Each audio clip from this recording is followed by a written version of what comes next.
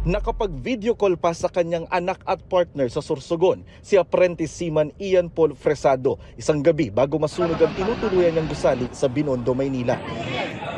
Ang aming makapangyarihan at ang kamatayan upang ang sangkatauhan ay maubos at mabuhay.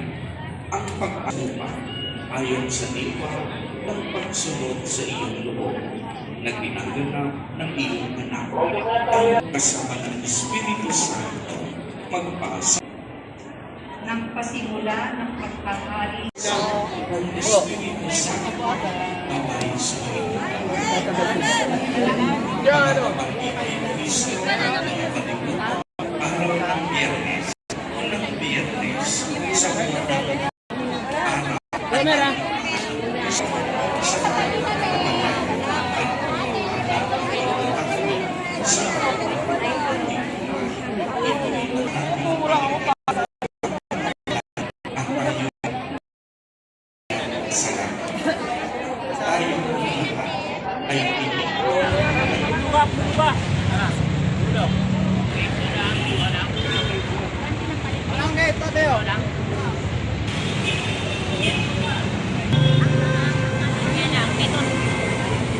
ang ano lang, ito.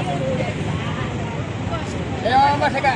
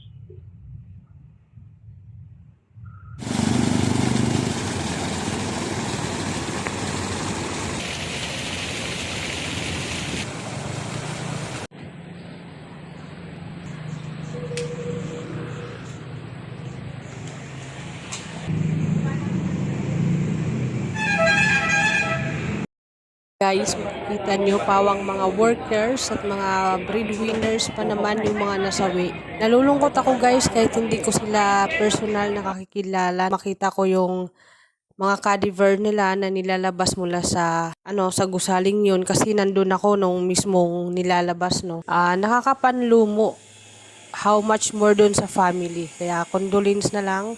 At mag-ingat tayo guys, laging mapanuri tayo sa mga bawat tinitirahan natin, nangungupahan man tayo o bahay man natin yan. Nawa, palagi nating isip natin yung kapakanan natin, palagi i-check yung mga kuryente natin, kung may mga ngat-ngat ng ating mga tangke, kung may mga singaw, maging mabusisi tayo, maging paranoid tayo guys, kasi ang buhay kapag nawala ay hindi na maibabalik. Sawirin sa sunog ang kawanipan nilang si Apprentice Seaman Mark Hernandez. Miyembro ng PCG Marine Environmental Protection Command ang dalawa. Nangako ng tulong ang PCG sa kanilang mga pamilya. Nasawirin sa sunog ang 29 anyos na si Maria Shaira Jane Hubero. Sea-woman siya at naghihintay na lang makasampa ulit sa cruise ship ayon sa kanyang mga tiyahin. Nakatawag pa siya habang nasusunog ang tinutuluyang dorm. Ang sabi niya sa auntie ko, nasusunog yung tinitirhan niya, yung boarding house niya, hindi sila makababa. Punong-puno ng usok. Parang ganun.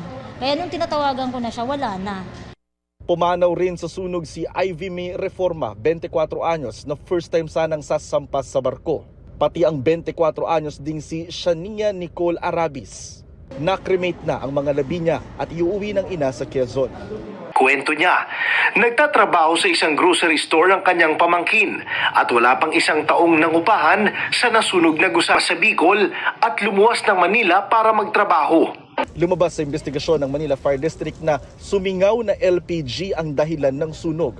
Hindi po siya actually nag-explode kundi sumingaw po. Guys, kung mapapansin natin dito sa Binondo, napakatatanda na po talaga ng mga gusali at napaka-crowded po. May mga iba po dito na talaga namang wala kang madadaanan halos kung sakali man masunog ang mga ganitong klase ng mga establishmento. Dito kasi sa mga bahaging Ongping, around Carvajal or Alonso, ay meron ditong mga gusali na talagang sobrang tatanda na at ginagawa nilang paupahan.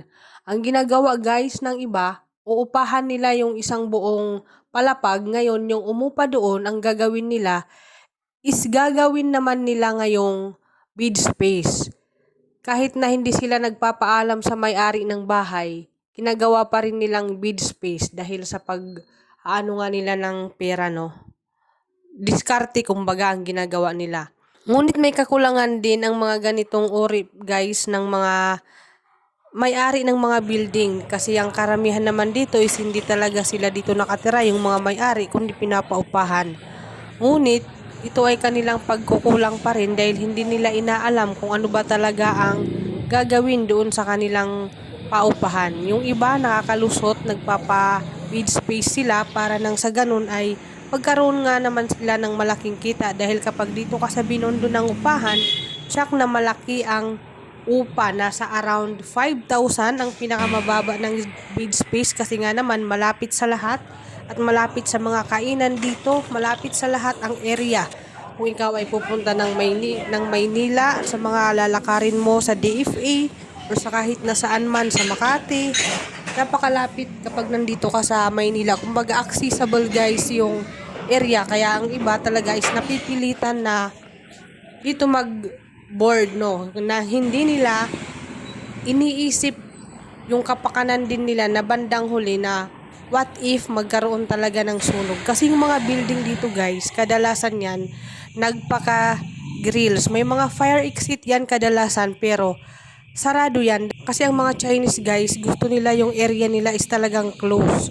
Kaya kahit may fire exit, talagang nilalak pa din nila. Kaya delikado ang mga ganitong establishmento. Sana magkaroon ang pamahalaan ng Maynila ng pag-inspection talaga na lahat ng gusali na narito, no, ay inspeksyonin nila at magkaroon sana ng fire exit na talaga namang madadaanan at magagamit ng tao in case of emergency.